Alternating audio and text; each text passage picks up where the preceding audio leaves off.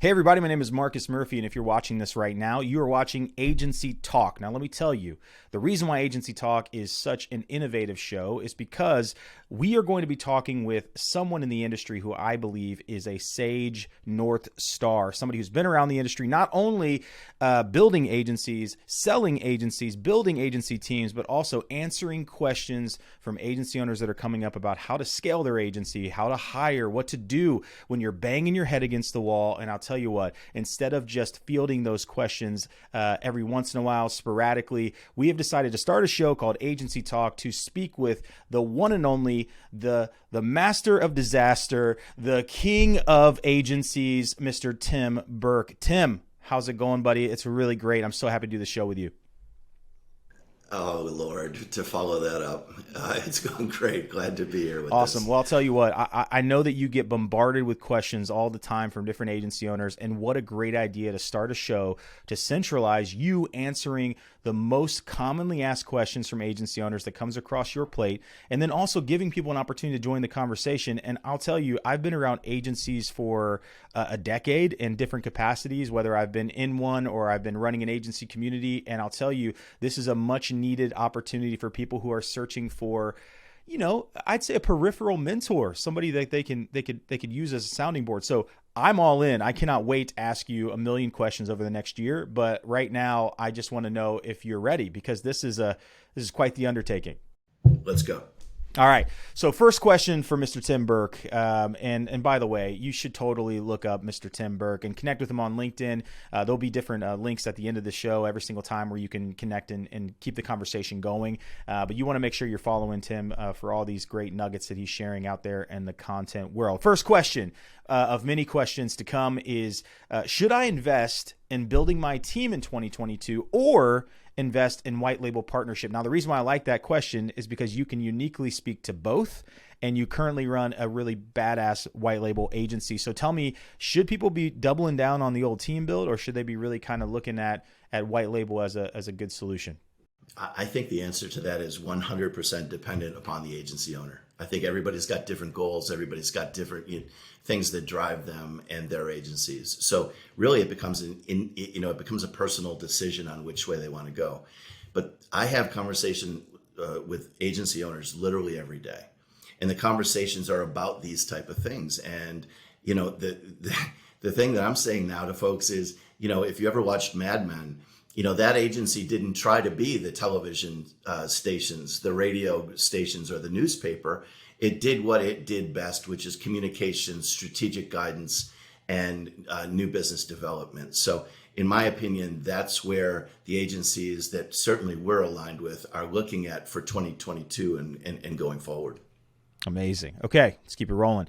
Why is white label partnership more profitable? And I feel like that's a leading question because people probably come and ask you that question a lot. But why do you think white label partnership is more profitable? And do you think it's more profitable? Well, I do think it's more profitable in the long run. For an agency, it comes down to agency business volume. At a certain level of scale, I think it makes much more sense. One of the things that agency owners have to do is align their agency utilization rate with their agency growth rate. And those are very, very important things to do.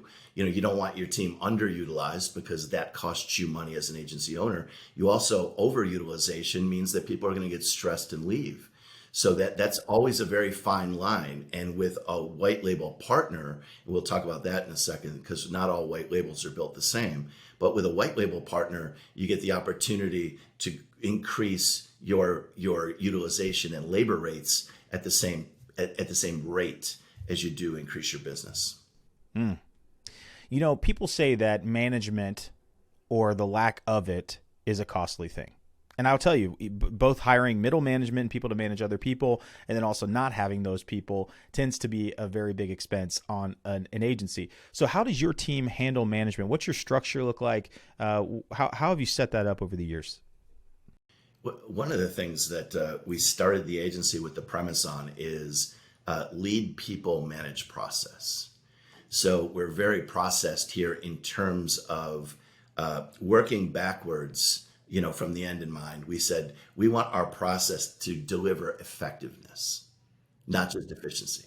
So if you've got an effective process that works for clients, that delivers what clients are hiring you to be able to deliver for them, then you need a management structure to not only manage that process and all the individual aspects of that, but then the opportunity, once you've got that management in place, is the opportunity to lead people, to help them grow in their lane if that's what they want, or outside their lane if that's what they desire as well. So the leadership and management are just two different things, and a really good process allows your managers to be great leaders.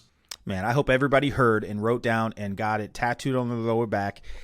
Efficiency over effectiveness. Effectiveness over efficiency. That's what we have to switch it to, okay? And don't get a tattoo on your lower back because that's out of style. All right, next question. How does white label partnership keep up with technology and digital marketing? Yeah, good. That's a great question. That's the job. So for us, agencies hire us to be really their ad operations team. And if we're going to do that, then we need to understand the space better than their people ever would. And so it becomes a leadership, really, responsibility to make sure that we're constantly in touch with all the platforms. So we're Google Premier partners, for instance, and less than 3% of the agencies worldwide are Google Premier partners. What that really means is you have access to be able to work with them, talk with them, figuring out what's in their funnel so that we're ready for that next thing. Same with Facebook, same with all of our DSPs. So understanding those platforms at ground level and user level, and then understanding how to make those work, understanding things like, privacy laws and how those come into play. So you have to understand the entire landscape to be able to really lead from an ad operations standpoint. Tim, I've always heard you talk about white label, good and bad and the ugly and otherwise, right? And I just want to know, is there a better term for white label, being that white label comes with a bag of stigmas? I think just like anything, right? I think there's people that are very good, in white label. There's people that really aren't. But there's also one of the things that we've identified over the last 10 or 11 years is that there's different levels of white label. So in our estimation, there are platforms that offer you software that your team can use. And there's a good market for that. There's also vendors. And those are, you might find someone on Upwork that you really click with that becomes your go-to in a certain area. There's also individual companies that focus and specialize in a certain area. Those are good vendors. Partnership to us is, we align from an ad ops operational standpoint with the agencies that we work with, and we work with successful agencies. So we don't work with a lot of startups here. We work with successful agencies who have real game, in their markets, in their lanes. And we've got to not only mirror that, we've got to exceed that. We've got to bring them performance at a level that helps them scale. So we think there's a number of different ways to look at white label. Inherently, the name brings up connotations of set it and forget it and things like that. But outsource. Yeah. Oh, absolutely. Right. I mean, we don't outsource, we don't offshore, because we identified, really white label is wholesale and margins can be thin. There's a lot of white labels that offshore. And, to us, that's just not our business model. If it works for them, then that's terrific for them. But for us, having our entire team right here in 25,000 square feet of digital heaven, that's the way that we prefer to move forward. So, I love that, breaking down 3 different levels of white label, and the fact that platform is like, there's plenty of platform partnerships. There's plenty of people out there that are using really great platforms. There are vendors. And I'm glad you said that, because there are a lot of people out there being like, I'm an agency. It's like, no, brother, you're on Fiverr doing websites. Like, you're not an agency. And then there are partnerships, and I love the distinction, because that I'm big on that. I love partnerships. I love the idea of what that means. I love that there's an alignment and there's a deeper connection to helping other people scale their business. And I don't think you can do that being a vendor. The vendors are very much what, they do something and then they move on to the next thing, and they do something and they move on to the next thing, and rarely do they ever kind of go deep with one organization to see that they succeed, right? And so I call them like mercenaries in a lot of ways in terms of the way that they run their business. And so I think that's really great. Now, speaking of partnerships, I want to know your ideal partner. Like, who is your ideal partner now that you've kind of laid out that you guys run on partnerships? Who's the ideal? Yeah. What you've said for years, you've talked about North Star, and for us, partnership is that North Star. But you're not a partner just because you say you're a partner. Partnership, just like trust, is proven. But that has to be your North Star that that you move toward, right? So you gain trust through that desire to be a partner. I think as far as our ideal partner, it is successful agencies. We're very driven here to try and be best in class. So we that old saying, if it's not broken, don't fix it. That's a horrible saying. I don't know who came up with that. But we break things on purpose here quite often. If we're not breaking it, somebody else is out there going to break it. We don't want anybody to move past us up the mountain. So ultimately, our agencies have existing track records. They're very good in their space, in their local, or regional geographies. They might have a specialty. Oftentimes, they've got a diverse portfolio of clients that require diversity and execution. So it is existing successful agencies that we happen to find the most success with. And they bring us fascinating business. I mean, one of the things that keeps this so interesting is it's constantly challenging. We've worked in so many campaigns over the years. We say, you're not going to bring us anything we haven't worked on. Boy, it's fun to get those things. It really challenges everybody here, and they love that challenge, and they're great at it. So.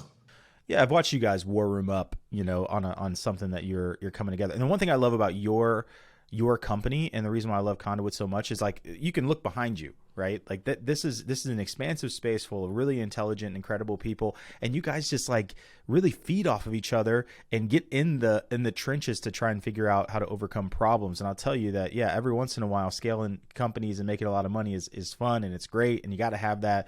But putting on your thinking cap and seeing the best come out of your people must be super fulfilling. It is, and it depends on what your goals for a business are. There's some companies that are driven toward profitability because their end goal is to sell the company. And here that's not really the goal. Our goal is to be best in class, and it truly is, and we work toward that. So our goal long term is that the employees here own the company. So, we're not really looking to sell it or get big margins to turn it quickly so it looks good on paper. The only paper I want to look good on is the monthly reports that our clients get. So, man, that's got to be a T-shirt right there. Speaking of T-shirt, that'd be too much, too much time. You should say funny things. I die. No, I mean, speaking of your team, I world class. Obviously, you guys have a huge space. You got a big team. The question I have is, and a lot of agencies have had this question. I've seen them ask it to you, and it makes sense that we can kind of answer it here once and for all. But what are the signs? And I know that you're big on early indicators, and you preach that to your team to get ahead of problems, get ahead of questions. What are some of those early indicators that somebody should scale their agency? And then what is the best way to go about it as an agency owner? That's such a great question. And again, that speaks to the individual agency. But I can tell you that to this day, every agency that reaches out to us to potentially use our services, or at least inquire about our services, I speak with directly. So we set up a Zoom, and we just kind of shoot it back and forth on Zoom. And really what we're doing is taking each other's temperature. Is this a person that, when partnership is your North Star, then you have to align with the right people to start to build that partnership. So, I say on our calls, this isn't speed dating. I mean, ad operations is an extremely important part of your ability to scale as an agency. So you have to choose the right partner. And that doesn't mean that right partner is always us. So we choose the agencies that we think we're aligned with from, a work ethic standpoint, from a business ethics standpoint, from a morality standpoint. I mean, there's just certain ways that you want to do business, and to develop a partnership, you have to be like-minded, at least in your foundation. So that discovery call is very important to try and figure that out. And it's nothing more than a gut feeling that you have. But successful agencies are successful for a reason. And then it becomes that alignment. So I think those are really, really important things to be able to align with somebody and help them grow. It's a hugely important aspect of an agency. And the thing I love is many of our agencies, owners, fortunately, they'll call up with something that they're looking at, or, they just want to talk about an opportunity they might have, or have you had a situation like this? And I love that. I love that because the community of agency owners is just such a cool community, and one I'm really, really pleased and proud to be a part of. So amazing. You mentioned success, and one of the things that I would love to ask you, and again, I've heard this asked to you many times, but I feel like I really want a clear answer on this because there's probably somebody sitting at home wondering if they're a successful agency. And I want to know, how do you know that you're a successful agency? And it can't just be like, I've got a big building and I've got a big team and like I'm making some money, because I know that that's also can be a disaster. So how do you know you're actually experiencing true agency success? Not to be vague, but I think that comes down to the agency. Every agency that we work with, and we say this to them, we're all on the same highway, man, but we shift lanes according to where our agencies are. Each one is unique as a fingerprint, basically. So each agency has its own ideation about what success looks like. And here it's, you don't want a vague, goal, because it's hard to GPS to that. But ultimately, we want to be best in class. And our individual managers on their individual teams want to be best in class. So there's companies out there that are, focused on their particular space, but they're vetting our competition constantly. They're looking, they're consuming as much information as they can to build the best team they can. And the aggregate of that team allows us collectively to become best in class. That's our goal. And we know it. We've benchmarked, for each one of our teams, what that looks like. And they've certainly contributed to, to developing those benchmarks. But it's got to be measurable. It's got to be a goal that's reasonably tangible. And we've identified those things here step by step. And I think every agency does it differently. It's like I said before. I mean, some agencies are just built to sell, and they get after it hard for a couple of years, and they sell, and that works for them. So I think every agency has their own goal in terms of defining what success looks like. If success is somewhat subjective, but I love that you laid it out that way, we have to talk about the opposite of success. We need to talk about some of the biggest reasons that you see that agencies are failing. Because just as fast as we have agencies that call themselves that, we also have agencies that are exiting all the time, but not in a good way. So tell me, from where you're sitting, from your seat and your experience, what are some of the biggest reasons agencies fail? There's the ones that come immediately to the top are they're not innately or inherently built to scale. So, one of the things that's just tattooed in my head, literally, I view everything from that perspective, is begin with the end in mind. And, if you do that and you know where you want to go, you can GPS it backwards. And ultimately, I think agencies that aren't successful, or really aren't going to be successful, don't develop that framework to achieve their goals. First of all, they're vague about their goals, and then they don't have the framework or the infrastructure to get there. So I think building that solid base of people and process and product suites and pricing and all of that, Marcus, we've known each other for a while now, and we talk about the 5 Ps all the time.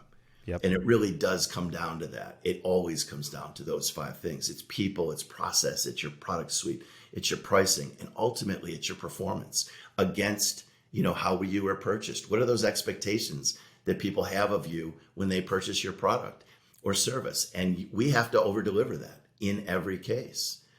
So I think there's agencies that don't think that through well enough.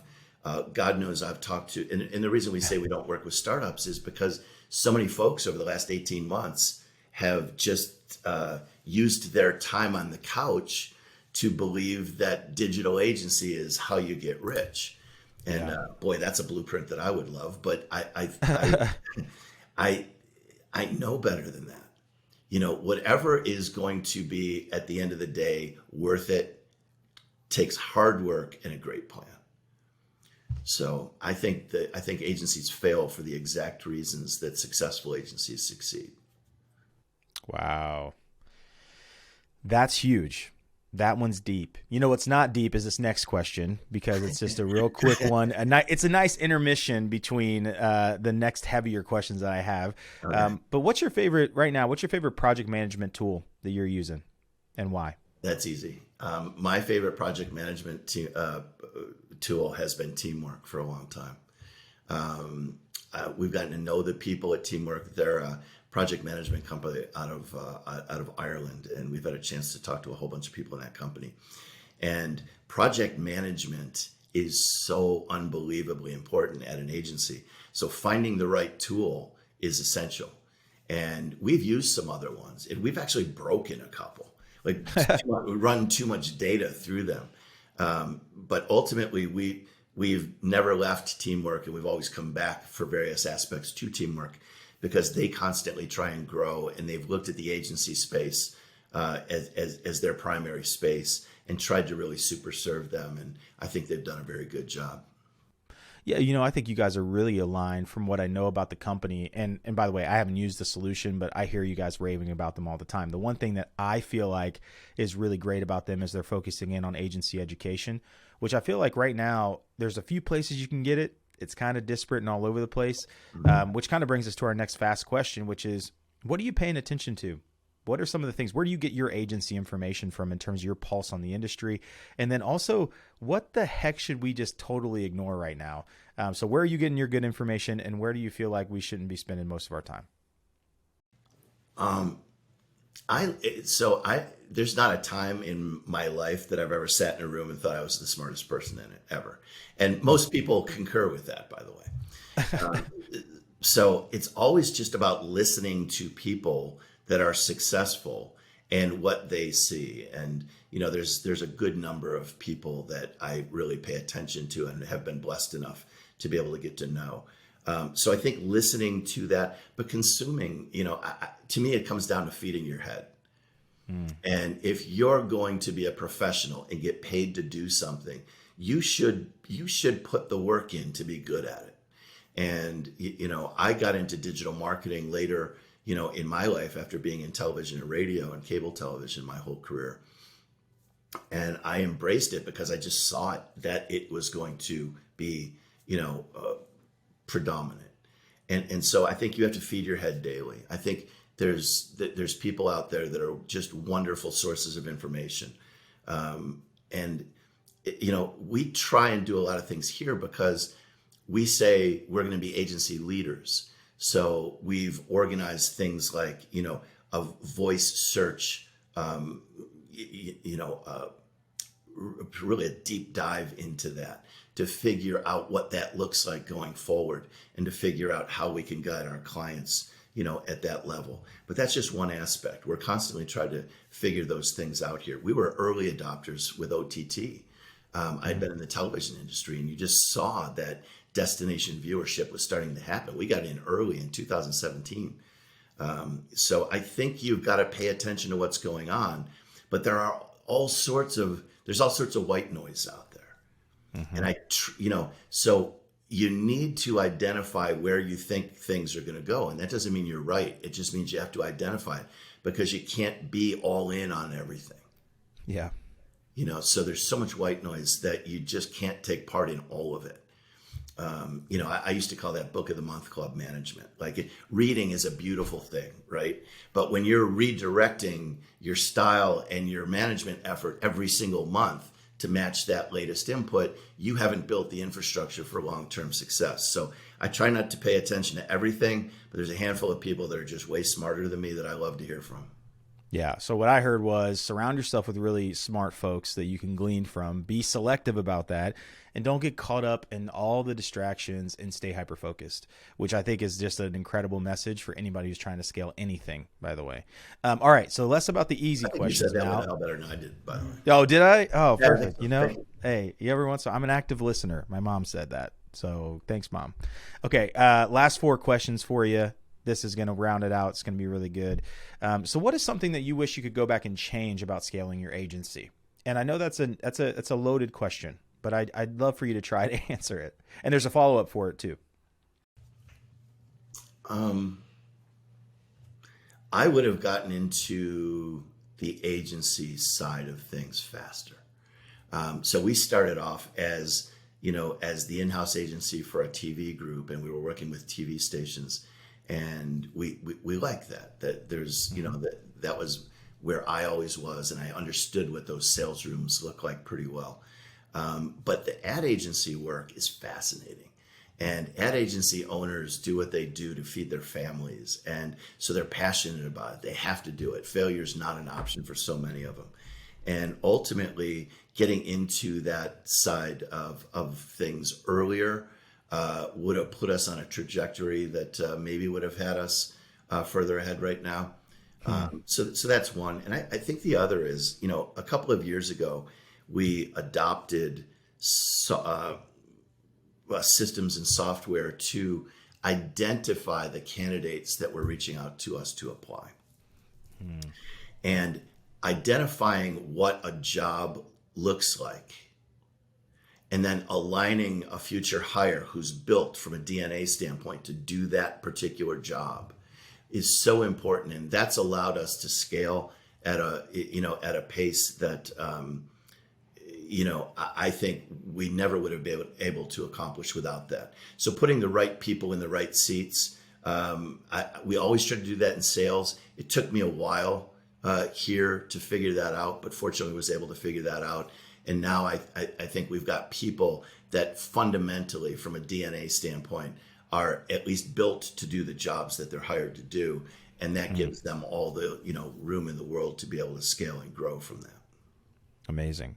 So piggybacking on that question, for the agency owner who's sitting out there wondering, okay, great, that was great. I totally agree with that. That probably helped somebody like miss a minefield in a lot of ways. But the question I have is more of that personal one. So this one came up. It's such a good question.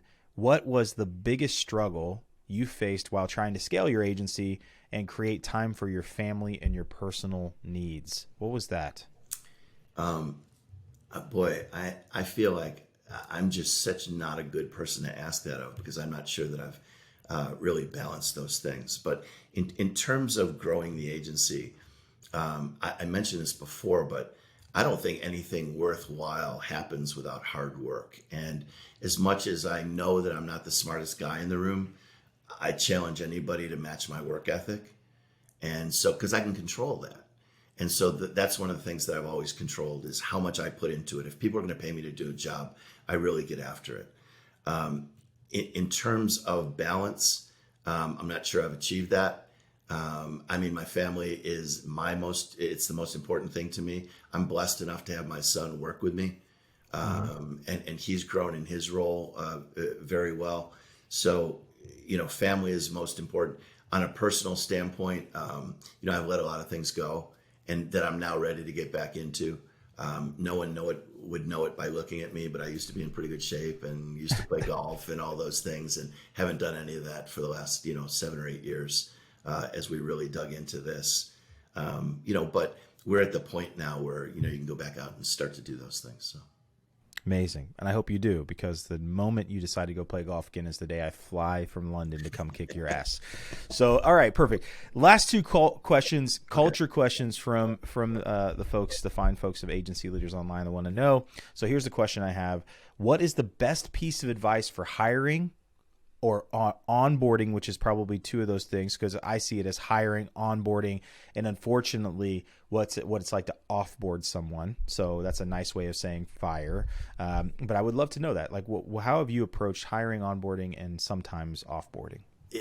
All of it presents challenges, but I mentioned before that we have people that we identify what the DNA of our jobs, individual jobs. So an analyst might be built different than a client communications specialist. And we make sure that those attributes are present in the people that we bring to those positions. So we feel like we have the right person going in. Onboarding is something that we're getting better at all the time. It's not an area that we've mastered here. It just isn't, but it's something that we know we need to. It's something we're getting better at all the time. So we've put an emphasis behind what does somebody's first day, first week, and first month look like here, and how can they evaluate themselves. And we're blessed enough to have a group of people that are very welcoming, accommodating, and just good people. And that's part of the way we hire. We hire based on aptitude, but we also hire based on attitude. So if you're good people and you're smart, boy, we'd love to have you work here. And those things are equally important. I mean, we've talked to smart people that we just knew wouldn't fit. And so we've not brought them on. So onboarding, we can get a lot better at. I think when it comes to offboarding, what I've always tried to do is help people figure out that the path that they were on at this company wasn't a path that was going to lead to mutual, benefit. And, Right. and if they could figure that out, first, that's a good thing. But as a manager, we've all had to make those. As a sales manager, and I know people always inflate their numbers, but I've hired over 1,000 salespeople, and I've let go about 150. And you remember those. And I think if you like to let people go, you're kind of that says a lot about you. Yeah, you're a weird person. Yeah. Yeah. So it's anything that anybody should enjoy, but it's something that a leader has to do. One of the things that Gary Vaynerchuk talks about, and I think he's a very smart guy, is, he'll say, you have to be able to let your top salesperson go because they're literally toxic to the rest of the group. We haven't always done that here. We do now, though, boy. I mean, anybody who's toxic in nature, when we're able to identify that, we'll have a conversation to find a way to help that person find the parking lot. Yeah. Yeah. Don't want to let that fester too long. It really totally can't. affects the. You really can't. And the thing is, it's easy to say you can't let that fester, and you're right. But the reason you can't is because smart, successful, good human beings don't like that.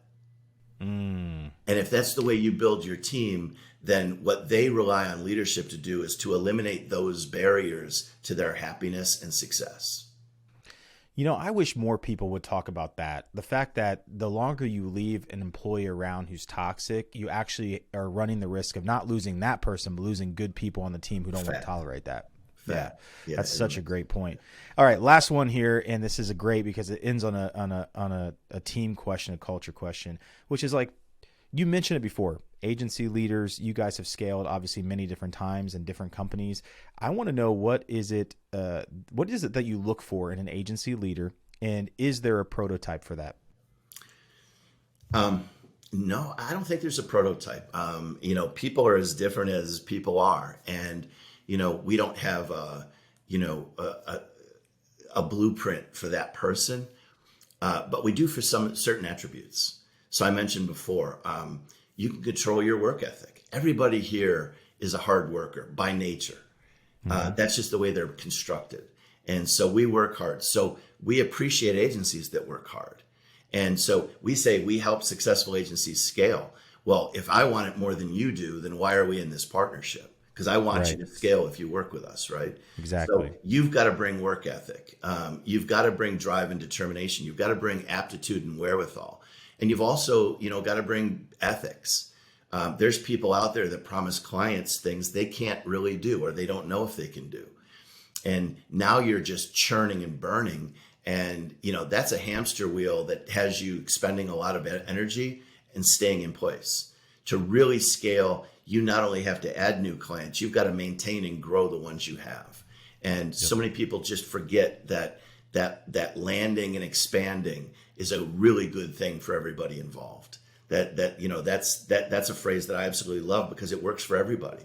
So if our clients are spending more money with us, it's because they see the value in the work, not only the work that's being done, but the outcome of the work that's being done. So agencies that see those things, agencies that can convey those things. And the last thing, agencies that can control their clients.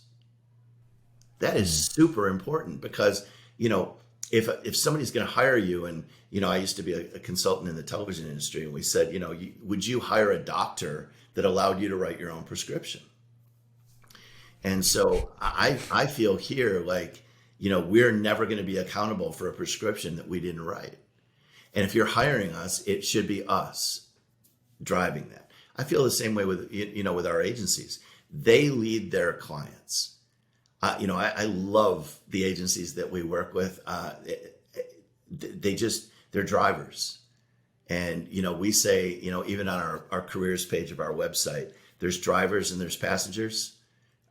Passengers can be beautiful people, but passengers aren't what we're looking for here at Traffic Builders and Conduit. Hey, everybody, thanks so much for watching Agency Talk. And if you enjoyed yourself, make sure you go over and check us out at agency-talk.com. And also, if you want to join the conversation, make sure you send emails to questions@agency-talk.com. Again, that is questions@agency-talk.com. Or if you have a smartphone, you can open any camera and take a picture of this beautiful QR code that is on the screen. And we would love for you to join in the conversation. And we will be here every single week with more questions being answered by the sage, wise North Star that is Tim Burke. And until next time, thank you for tuning into Agency Talk.